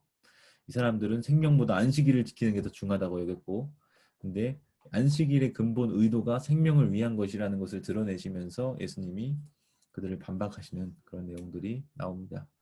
그리고 하나님 나라의 궁극적인 확장과 그 나라에 들어가는 방법에 대해서 예수님을 향하여서 예수님이 이제 탄식을 하시죠. 예수님에게 사람들이 많이 반응을 제대로 아는 것에 대해서 강조하신다 그래요. 회개하지 않으면 망한다. 그 열매 맺지 못하는 무화과 나무 비유를 들고요. 높은 자리를 기대하는 자들에 대한 경고, 큰 잔치 비유 이거 연결되는 거예요. 다 높은 자리를 기대하는 자들에 대해서 예수님이 또 옳지 않다 비판하시고 하는데 큰 잔치 비유에서 높은 자리를 차지하려고 막 하는데 그러다가 오히려 낮은 자리로 가게 되면 어떻게 하냐 그냥 뭐 그런 얘기 하시잖아요. 그리고 거절하는 사람들이 있어요. 잔치를 불렀는데 그러니까 예수님이 아니라 그 비유 속에서 강권하에다가 사람들을 데리고 와라 이렇게 하는 그런 모습들은 결국은 유대인들에게 예수님이 찾아왔는데 유대인들이 그 예수님의 복음을 받지 않으니까 그 복음이 어디까지 전파가 되는 거예요? 이방인들을 이제 하나님 나라에 들어오도록 하는 그런 메시지가 여기에 이제 담겨 있는 겁니다. 그래서 아까 족보도 아까는 마태복음은 유대인들 중심적인 아브라함부터 시작했잖아요. 근데 이제 누가복음은 아담까지, 그래서 좀 더 그 경계가 더 넓어졌다 얘기를 드렸는데 이방인 선교 주제가 누가복음에는 또 많이 있습니다. 그래서 잃은 양과 동전과 아들에 대한 세 가지 비유, 15장에 나오는 비유잖아요. 잃은 거예요. 다 세 개 다. 잃었다 찾았다는 그 기쁨, 그것이 얼마나 큰지, 하나님도 그와 같다. 잃어버린 그 이방인과 같은 세리와 죄인들과 같은 그런 너희들이 배척하고 무시했던 그 사람들이 돌아오면 하나님 기뻐하신다. 이런 거를 이제 말씀을 비유를 통해서 하신 거고요. 불의한 청지기와 부자 나사로 비유를 통해서는 청지기직에 관해서 하나님의 것을 맡은 청지기적 자세에 어떠해야 하는지 그것을 보여주고 있고요. 또 예수님의 다양한 가르침이 나타나는데 하나님 나라 그리고 그에 대한 적절한 반응에 중점을 두고 있다고 합니다. 신실한 섬김이 무엇인지, 사마리아인의 믿음을 칭찬하고, 하나님 나라의 본질과 고침받았는데 10명 중에 돌아온 사람 사마리아인밖에 없는 거예요. 예, 그 사마리아인도 유대인들이 개처럼 여기던 사람이거든요. 근데 이 사람만 예수님한테 칭찬받아요. 예, 좀 아이러니하죠. 하나님 나라의 본질과 최종적 수립에 대해서 설명하고, 집요한 믿음, 겸손을 요구하고, 재물의 위험성을 예고하고, 자신의 고난을 예고하고, 눈먼 자를 고치시고, 재물 사용 방식을 회개한 삭개오. 삭개오도 독특해요. 세리 또 멸시받던 사람 중에 한 명인데 이 사람 이 집에 구원이 이르렀다. 아브라함의 자손이다 이렇게 하거든요. 유대인들만 자기들이 아브라함 자손이라고 여겼는데 이 세리 이 죄인을 천시 여기던 그 사람들까지도 아브라함의 가족 안에 편입이 되는 거예요. 놀랍죠? 예수님은 하나님이 우리에게 맡기신 자원을 잘 사용해야 할 필요성을 말씀하시고 그 다음에 이제 위풍당당하게 예루살렘에 들어가시는 이야기가 나옵니다. 이제 6번을 우리 천지혜 권사님 읽어주십시오. 예루살렘에서의 예수님, 순환당하시기 전 예수님은 성전을 정화하시고 가르치신다. 예수님은 악한 포도원 농부에 대한 비유를 말씀하신다. 공경에 빠뜨리려는 일련의 시도가 있은 후 예수님은 서기관들에 대해 경고하신다. 누가는 과부의 헌금과 영광 가운데 다시 오시리라는 예수님의 가르침을 기록한다. 쭉 읽어주세요. 계속해요. 네. 네. 예수님의 순환과 부활. 예수님의 순환 장면은 유다의 배신으로 시작된다. 그리고 최후의 만찬과 그와 관련된 가르침이 나온다. 군병들이 겟세마네에서 예수님을 체포하고 베드로는 예수님을 부인하고 군병들은 그분을 조롱한다. 이 모든 일 후에 예수님은 유대의 사내들인 공회와 빌라도와 헤롯 안티파스에게 신문받은 다음 다시 빌라도에게 신문받고 결국 십자가에 못 박히고 장사되신다. 빈 무덤 기사 후 누가는 엠마오로 가던 두 제자와 부활하신 예수님의 대화에 초점을 맞춘다. 예수님은 다시 제자들에게 나타나신 후 하늘에 오르신다. 네, 감사합니다. 성전 정화, 순환, 예루살렘에서 있었던 마지막 사역에 대해서는 공이 다 공통적으로 나타나는 게 있는데요.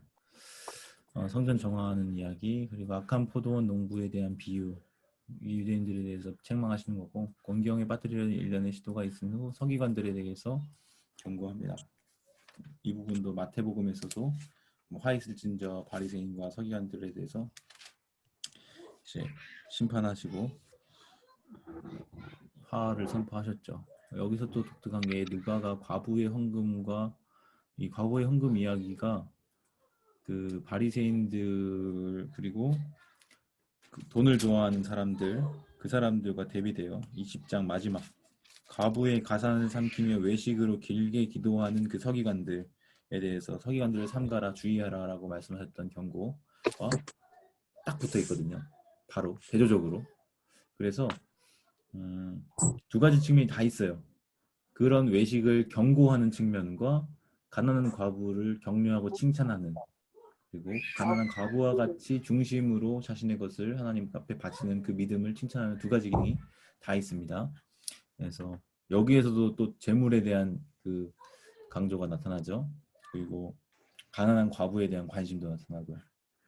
영광 가운데 다시 오시라는 예수님의 가르침이 있고, 순환과 부활에서는 유다의 배신으로 최후의 만찬 가르침, 게세마네에서 있었던 일, 빈무다 기선, 그 다음에 엠마오로 가는 제자 이야기는 이제 더 독특하죠.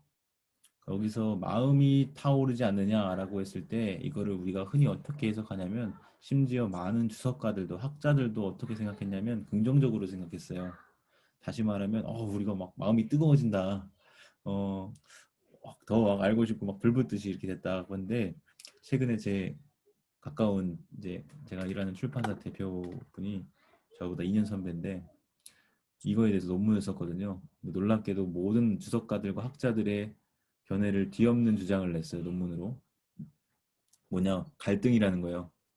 그들이 유대인이 기존에 갖고 있었던 그 인식, 고난받는 메시아에 대한 인식이 없었는데 그것을 깨닫고 나니까 기존에 가지고 있었던 사상과 체계가 지각 변동이 일어나는 거예요. 그것을 마음에 불붙는 것으로 표현을 했다고 다양한 구약의 증거들과 여러 가지 근거들을 토대로 제시했는데 상당히 설득력 있게 저도 그것도 새롭게 좀 알게 된 부분입니다. 어쨌든 예수님 다시 제자들에게 나타나신 후 하늘에 오르시는, 그 다음에 이게 이제 사도행전에서 또 이어지죠. 하늘에 오르시는 이 장면, 이제 예수님이 다시 제자들에게 나타나신 장면부터 사도행전 1장이 시작돼요. 그래서 누가복음과 사도행전의 관계를 얘기할 때 상권, 하권 이렇게 합니다. 상편, 하편. 이 또 중요한 연결 지점이 바로 이 마지막 부분이에요. 여기 누가복음이 끝난 지점에서 사도행전이 시작한다는 점. 그리고 아까 우리가 읽었던 서언 부분 1장 1절부터 4절까지의 그 부분에 데오빌로 각하에게 이렇게 썼던 것이 사도행전에서 동일하게 다시 반복됩니다. 데오빌로에게. 근데 거기서는 각하가 아니라 형제 데오빌로예요. 뭔가 좀 관계에 진전이 있는지. 네, 아무튼 강은혜 권사님, 누가복음의 저자는 누구인가? 그리고 어디에서 기록되었는가? 이 두 부분 좀 읽어주십시오. 저자의 이름이 언급되진 않지만 누가복음과 사도행전은 어쨌든 저자와 결부된 이름 없이 결코 입보되지 않았을 것이다. 구체의 내재적 증거와 초대교로부터 전해오는 증거에 따르면 의사이자 바울로 사랑받는 동료 누가가 저자임을 알 수 있다. 초대교회 어느 누구도 누가를 저자로 보는데 의의를 제기하지 않았으며 누가복음과 사도행전에 의한 요거들이 사용된 점은 이 주장과 잘 맞닥뜨려진다. 누가는 유대교로 개종하지는 않았지만 유대교의 후위가 큰 이방인이었을 것이다. 누가는 예수님의 사역을 직접 목격한 사람은 아니었다. 사도행전 후반부의 우리 구절은 그가 바울의 동료였음을 일러준다. 누가복음은 어디에서 기록되었는가? 초기 전승은 누가가 로마 출신이고 자신의 복음서를 아가야에서 기록했다고 전한다. 후대 전승은 로마를 기록 장소로 지목한다. 아가야로 추정되는 것이 합리적이긴 하지만 특정 지역을 누가복음의 기록 장소로 확언하기엔 증거가 부족하다. 감사합니다. 네, 여기까지만 읽어주시면 되겠고요. 여기 저자 되게 짧게 놨죠? 어디서 기록되는지 되게 짧게. 그렇게 확실하지 않기 때문에 길게 얘기해봤자 복잡하기만 하니까 짧게 쓴 겁니다. 그래서 여기 우리 구절이라고 했는데 이게 사도행전 16장, 17장 후반부에 보면요. 보통은 우리가 기술할 때 그들이 여기서 저기로 갔다, 여기서 저기로 갔고 어떤 일을 했고 이런 식으로 역사를 기술하잖아요. 근데 후반부에 어떤 부분에서는 어떤 게 나타나냐면 누가 지금 기록하고 있는 저자가 거기 같이 있었던 것처럼 얘기를 해요.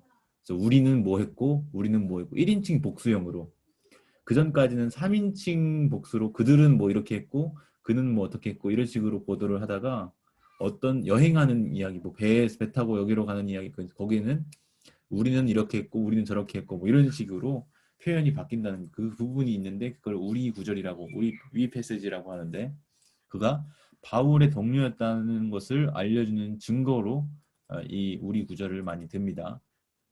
예수님의 사역을 직접 목격한 사람은 아니었음에도 이런 바울의 동료이기 때문에 권위가 좀 더 있겠죠. 바울로부터 또 함께했다는 점이요. 네. 그다음에 언제 기록되었는가, 누구를 대상으로 기록되었는가, 이 부분은 우리 박화선 집사님 혹시 깨어 계시면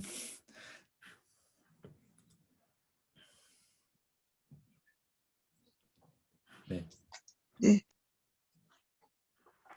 예, 제가 읽겠습니다. 감사합니다. 누가복음은 언제 기록되었는가? 누가복음의 기록 연대는 마가복음과 사도행전의 기록 시기와 긴밀하게 얽혀 있다.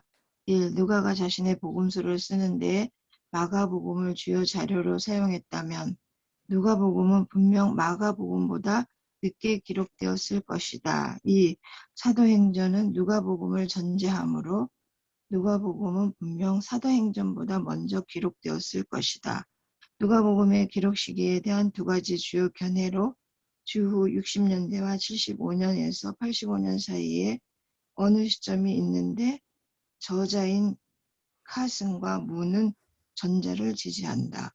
누가복음의 연대가 70년 이후라는 유일하게 중요한 논거는 마가복음의 저작 연대를 아무리 빨라도 60년대 중반으로 보아야 한다는 주장이 있다. 하지만 마가복음이 50년대 후반이나 60년대 초에 기록되었다면 누가복음은 충분히 60년대 중반이나 후반에 기록되었을 것이다. 네, 잠시만요. 그래서 네. 주로 보수적인 입장에서는 이 연대를 땡겨 잡으려고 해요. 그리고 조금 좀 보수적이지 않은, 그러니까 자유적, 약간 그냥 일반 학계에서는 좀 뒤로 보려고 하는 경향이 있습니다. 네, 근데 땡기면 좀 더 믿을만하다 이렇게 되는 거고, 늘리면 좀 못 믿을만하다 뭐 이런 식으로 기록이 멀어지면 멀어질수록 그 역사의 진실성이 왜곡될 수 있다 이런 가능성을 이제 보는 입장인데요. 아무튼 카슨가 분은 제가 아까 말씀드렸다시피 굉장히 보수적인 학자이고 어떻게든지 앞으로 당기려고 하는 그런 입장이 있어요. 네, 뭐 중요하지 않고요. 그다음 또 읽어주세요. 대상으로. 네, 누가복음은 누구를 대상으로 기록되었는가? 누가는 데오빌로를 위해 이 책을 썼다. 데오빌로는 사람의 이름이거나 그 사람의 정체를 숨기기 위해 사용한 가명이었을 수도 있다. 데오빌로를 각하라고 칭하는 것은 그가 고위직에 있는 사람, 어쩌면 로마의 귀족이었음을 암시하는 것일 수도 있다. 그는 필시 최근에 회심한 사람이었을 것이고 누가의 영과 저수를 재정적으로 도왔을 수도 있다. 그러나 누가가 주로 이방 배경을 지닌 좀 더 넓은 범위의 독자들을 염두에 두고 기록했다는 점은 거의 확실하다. 다른 복음서와 마찬가지로 누가복음 역시 특정 지역의 특정 독자만을 염두에 두고 기록하지는 않았다. 네, 아까 우리가 살펴보았듯이 데오빌로 각하에게라고 하면서 이 글을 받는 수신자를 명시해주고 있었는데 이 데오빌로라고 하는 게 테오스 필로스거든요. 하나님을 사랑하는 자. 그래서 이것이 테오스는 하나님이고 필로스는 사랑이에요. 마치 필라델피아 할 때 뭐 형제 사랑 이렇게 하듯이 이건 하나님 사랑 뭐 이렇게 되는 거예요. 사람의 이름일 수도 있고 혹은 이 이름이 발각되면 안 되니까 가명일 수도 있고 혹은 하나님을 사랑하는 자, 곧 성도, 일반을 통칭하는 표현일 수도 있고 다양한 가능성이 있고 그걸 확정할 수는 없어요. 근데 이제 각하라고 하는 것이 고위직에 있는 사람, 로마 귀족일 수도 있는 거고 회심한 사람이었다는 거는 이제 1장 4절은 이는 뭐라고 합니까? 각하가 알고 있는 바를 더 이제 자세하게 알게 하기 위해 더 깊이 더 많이 알게 하려고 내가 쓴다 이렇게 한다는 점에서 이 사람이 믿음이 아직은 공고하지 않구나 이제 믿은 지 얼마 안 됐구나 뭐 이런 점들이 좀 있을 수 있고요. 그런데 이제 이방 배경을 지닌 좀 더 넓은 범위의 독자들을 염두에 두고 기록했다는 것은 거의 확실하다. 아까 뭐 족보도 말씀하셨고 뭐 다양한 이제 근거들을 토대로 이방 배경 독자들에게 했다. 그러나 대부분 특정 독자만을 염두에 두고 기록한 것은 아니다. 뭐 이렇게 또 이렇게 보죠. 왜 기록되었는가? 우리 김윤경 집사님 어떻게 다른가까지 읽어주십시오. 누가복음은 왜 기록되었는가? 누가는 데오빌로가 알고 있는 바를 더 확실하게 하려고 기록한다. 누가는 데오빌로와 그와 같은 다른 회신자들이 그리스도 안에서 하나님이 행하신 일의 궁극적 의의에 대해 확신하기를 바랐다. 그들이 그리스 로마와 유대 세계의 여러 종교와 철학 중에서 기독교만을 유일하게 옳은 종교로 생각해야 하는 이유는 무엇인가? 하나님 자신을 나사렛 예수를 통해 결정적으로 계시하셨다는 사실을 그들이 지속적으로 믿어야 하는 이유는 무엇인가? 누가는 이러한 질문을 답하고 회신자들이 믿음을 굳건히 하고자 누가복음을 기록했다.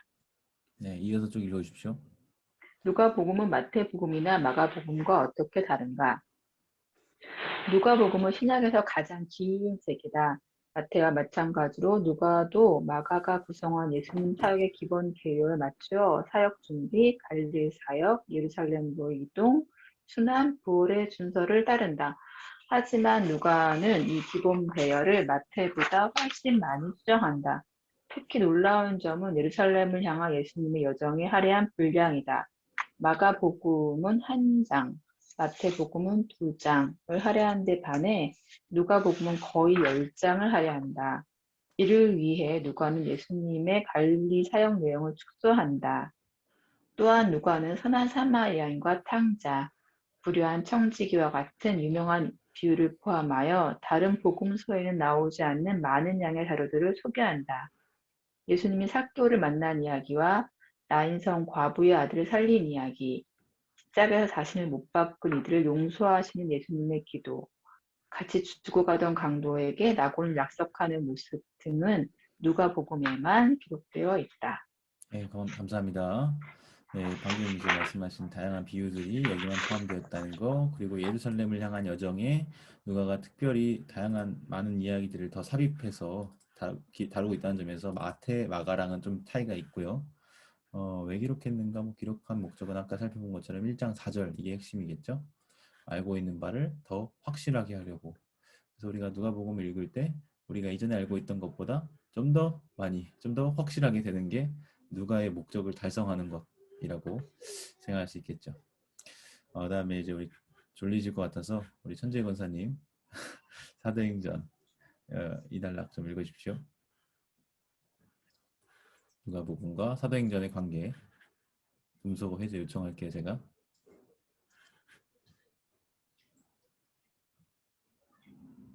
네, 됐습니다. 누가복음과 사도행전은 어떤 관계가 있는가? 누가복음과 사도행전의 서는 두 책이 연관되어 있음을 확증해 준다. 두 서 모두 에서 같은 사람인 데오빌로가 언급되고 사도행전 1장 1절에 언급된 먼저 쓴 글은 의심의 여지 없이 누가복음이다. 어떤 사람은 누가복음과 사도행전이 한 책이었는데 파피루스 두루마리 하나에 다 기록할 수 없었기 때문에 두 권으로 나뉘었다고 주장한다. 사실상 오늘날의 모든 학자가 동일 인물이 두 책을 기록했다는 데 동의하고 대부분의 학자는 두 책의 주제가 매우 일치하는 데 찬성한다. 두 책 모두 이스라엘과의 약속을 성취하시고 유대인과 이방인 출신 신자들로 구성된 세계적 공동체를 만드시기 위해 하나님이 역사 안에서 어떻게 일하셨는지 보여준다. 누가복음과 사도행전 모두가 예루살렘에 초점 맞추는 것은 이러한 움직임을 나타낸다.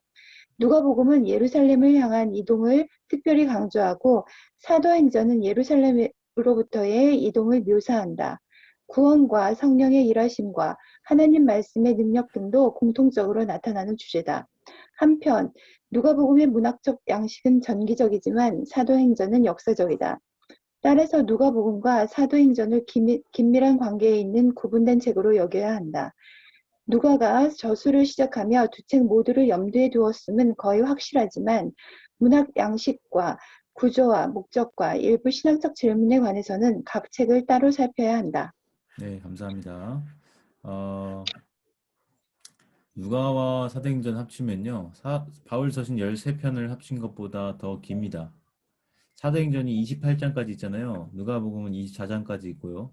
그런데 장은 사도행전이 더 많지만 누가복음이 단어 숫자는 더 많아요. 제일 긴 책이 누가복음입니다. 그러니까 이거를 파피루스에 두 가장 긴 책을 담으려니 이게 안 되는 거예요.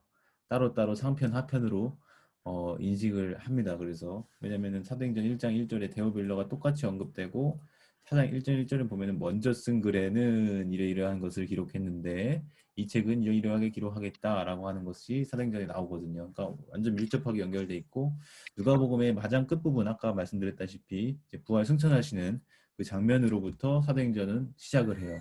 그러니까 굉장히 밀접하게 관계가 되어 있기 때문에 이 관계에 대해서 의심하는 학자가 없습니다.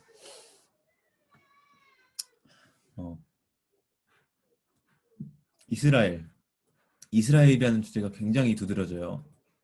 예루살렘으로 향하는 그 길에 대해서 누가가 마태랑 마가랑 비교할 때 굉장히 강조되어 있다는 것을 얘기했잖아요. 사도행전이 어디서부터 시작하냐면 예수님께서 승천하시기 직전에 제자들에게 이렇게 얘기해요. 내가 너희에게 말한 것을 이제 받기 전까지, 성령 받기 전까지는 예루살렘에서 머물러 있으라고 하시거든요. 그리고 사도행전의 시작은 예루살렘에서 성령 받는 사건으로부터 시작해서 예루살렘과 온 유대와 사마리아와 땅끝까지 이르러되 복음을 전하라 하셨던 그 사도행전 1장 8절이 완전히 예루살렘을 중심으로 시작되어져 가는 과정을 그려주고 있어요. 그러니까 약간 그 거의 꼭지점과 같은 역할을 하는 거죠. 예루살렘이라고 하는 지리적인 그 장소가. 예. 그리고 구원과 성령의 일하심과 하나님의 말씀의 능력도 누가복음과 사도행전에 공통적으로 나타나는 주제. 그러나 문학적인 양식은 전기적인데 역사적인 이 전기적, 역사적 이런 장르의 차이가 있기 때문에 긴밀한 관계는 있지만 구분된 책으로 여겨야 된다라고 봅니다. 자, 마지막 이제 이 부분만 읽으면 끝납니다. 오늘은 이것만 읽고 끝낼게요. 성경 읽는 거는 다음 주에 한 장을 더 읽는 걸로 하고요. 최성 지사님 계시면은 이 부분 좀 읽어주시겠어요? 누가복음은 믿음에 대한 우리의 이해에 어떻게 기여하는가? 1. 개관. 누가의 광범위한 역사 개관은 예수님의 잉태와 탄생으로 시작해 승천과 함께 끝난다. 누가는 그 사이에 다른 복음서에는 없는 예수님의 이야기와 가르침을 많이 포함한다. 2. 하나님의 계획. 예수님의 탄생과 삶, 죽음과 부활에서 일어난 사건들은 하나님의 오래전에 세우시고 구약에 계시하신 계획을 실행하시기 때문에 일어난 것이다. 특정한 사건들, 특히 예수님의 십자가 죽음은 반드시 일어나야 했다. 3. 구원. 누가복음의 중심 주제는 세상에 구원을 주시려는 하나님의 계획이다. 예수님 안에서 하나님은 구원자로 당신의 백성에게 오신다. 하나님은 죄를 용서하심으로 잃은 자들을 구하신다. 4. 이방인. 누가복음은 유대인을 무시하지 않지만 이방인이 하나님의 구원의 궁극적 수혜자임을 강조한다. 이를 통하여 이방인은 하나님 백성으로 포함하기 위한 길이 마련된다. 5. 소외된 자. 예수님은 유대 사회에서 소외된 사람에게 관심이 많으시며 그들과 지속적으로 어울리신다. 가난한 자, 죄인, 여자 네. 등이 그런 사람들이었다. 누가는 종종 이 같은 주변인들이 예수님의 메시지에 특별히 잘 반응한 것으로 묘사한다. 누가는 하나님 나라의 메시지를 거리낌 없이 전심으로 자유롭게 받아들이려면 이 세상과 얽혀있는 것들을 포기하는 것이 중요함을 암시적으로 또 명시적으로 경고한다. 어떤 신학자, 특히 해방 신학자들은 이 메시지의 근거에 예수님은 가난하고 억압받는 사람에게는 특별히 은혜를 베푸시고 부자와 힘 있는 자는 물리치신다고 주장한다. 예수님이 가난한 자들을 축복하시고 부자들에게 화 있을진저라고 말씀하시는 본문들이 이런 견해를 뒷받침한다고 말한다. 그러나 예수님이 경제적 측면뿐 아니라 사회적, 영적 중요성까지 포함하는 구약을 배경으로 가난과 부라는 단어를 사용하였음을 유념해야 한다. 예수님이 지칭하는 가난한 자들은 돈이 없을 뿐 아니라 자신들의 필요를 위해 하나님께 의지하는 사람들을 말하며 부자는 단지 돈을 가진 사람이 아니라 자신들의 부와 힘으로 가난한 사람들을 억압하는 사람들을 일컫는다. 누가의 부와 가난 개념을 우리 문화의 범주에서 해석할 때에 이러한 뉘앙스를 고려해야 한다. 6. 청직이직. 누가의 사회 경제적 관심은 또한 제자들이 예수님을 따름에 있어 돈을 사용하는 방식을 통해 자신들의 신실함을 나타내야 함을 강조한다. 감사합니다. 네, 지금 이게 거의 누가복음의 메시지, 신학적 주제를 요약해 놓은 거예요. 하나님의 계획이 강조돼요. 이건 하나님의 계획 가운데 일어난 겁니다. 예수님의 탄생도 구약의 성취예요. 예, 그리고 예수님의 삶조차도 하나님의 오래전 계획부터 있었던 일입니다. 이것이 이제 뭐 족보를 통해서도 그런 거예요. 이미 아담으로 거슬러 갈 때부터 하나님은 이런 계획들을 가지고 계셨던 것으로 보여주고, 사가랴의 찬가, 마리아의 찬가, 시므온의 찬가, 안나의 찬가, 1장, 2장에 찬가가 무려 4번이 나오거든요. 4번. 찬송시가.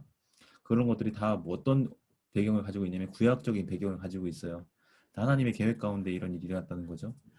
특정한 사건, 특히 십자가 죽음은 반드시 일어나야 했던 사건으로 묘사가 됩니다. 예수님의 순환 예고를 통해서도 드러났듯이. 그 다음에 구원 주제가 상당히 두드러져요.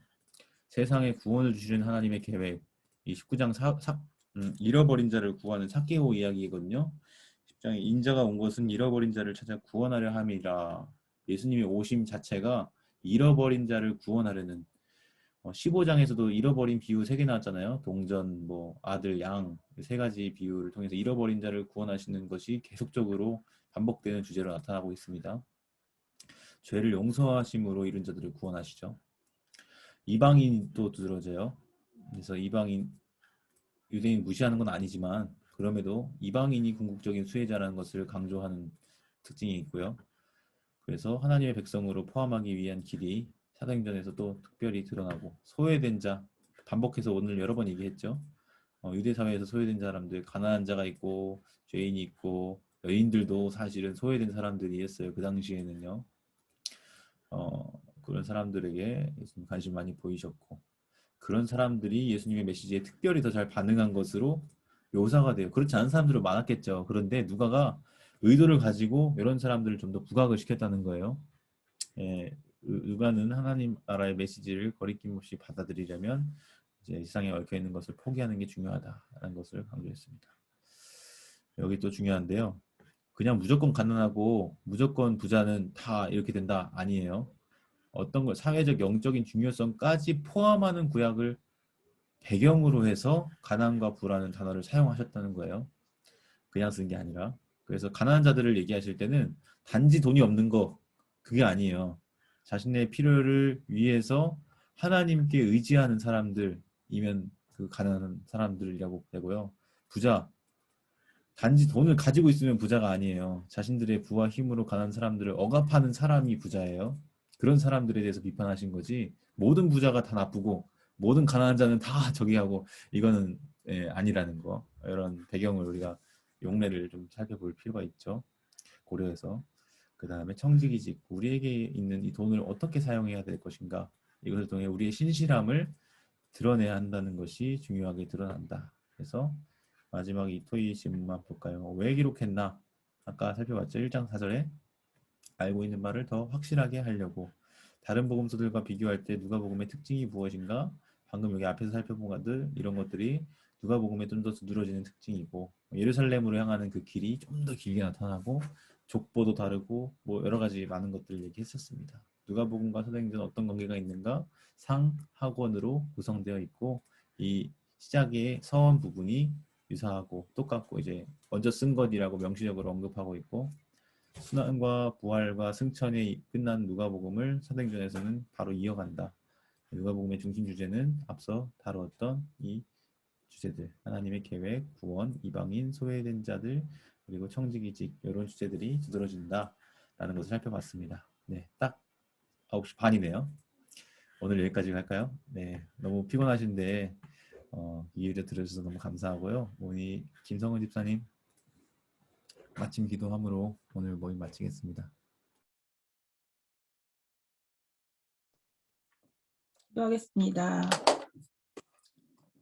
사랑해 주님 감사합니다. 매주 월요일 주님을 갈망하는 마음으로 모이는 저희들을 기쁘게 받아주시고, 또 하나님의 말씀을 배울 수 있도록 시간과 여건을 또한 허락하여 주시니 감사합니다.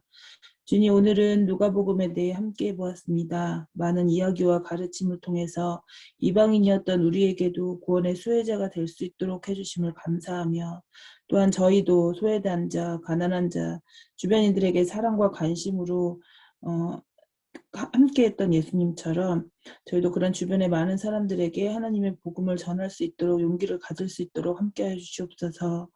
늦은 시간까지 수고하여 주신 우리 박이사 감독님에게도 피곤치 않게 해주시고, 또한 우리 권사님 집사님들께도 건강히 잘 지내고 다음 주에 다시 힘을 내서 주님을 만날 수 있도록 함께하여 주시옵소서. 감사드리며 예수님 이름으로 기도합니다. 네. 감사합니다. 오늘 늦은 시간까지 함께 해주셔서 감사하고요. 평안한 밤 되시기 바랍니다. 들어가세요. 감사합니다. 수고하셨습니다.